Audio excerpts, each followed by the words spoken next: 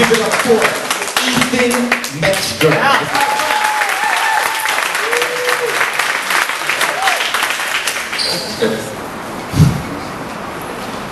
There's someone I know who's slow to commend but quick to condescend, who's reluctant to lend a hand but ready to point and laugh at those who need one. One day I was in school, in class, explaining my Judaism when this person has the audacity to exclaim, "You know, you're only Jewish because your parents forced you to be." I mean, it's all fake. You don't pray to God because you want to. You only pray to God because your parents made you think you have to. You don't keep any of the laws out of your own free will. Your parents just made you feel guilty if you didn't keep them. My classmates smirked.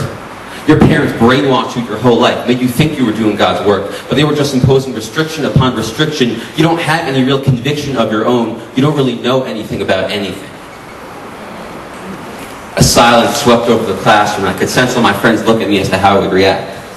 I felt like this fear went after me, and more importantly, my parents. Excuse me, I thought? My parents brainwashed me? I had to think of a response, but the more I thought, the more I realized that the student actually had a very valid argument. I thought to myself, you're absolutely right. My parents did brainwash me. From the time I entered this world, my parents brainwashed me. As early as I can remember, my parents were brainwashing me to have respect for other people, for their belongings, and for myself. Since I was little, they corrupted me into thinking that I need to treat everyone else the way I would want to be treated, no matter what. My parents programmed me into believing that I should stand up for someone if that person were being picked on, that I shouldn't be a bystander if I could stop the evil from taking place. My parents brainwashed me?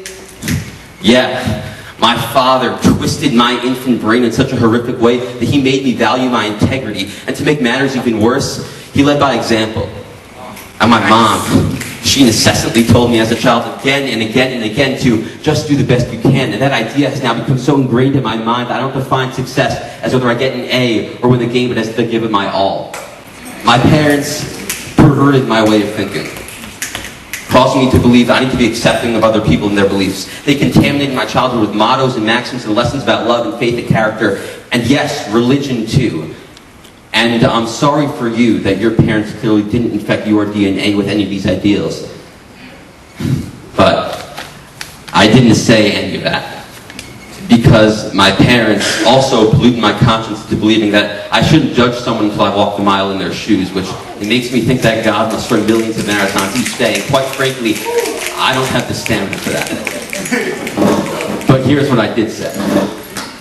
You can call it brainwashing if you want. That's fine. I call it teaching. Thank you.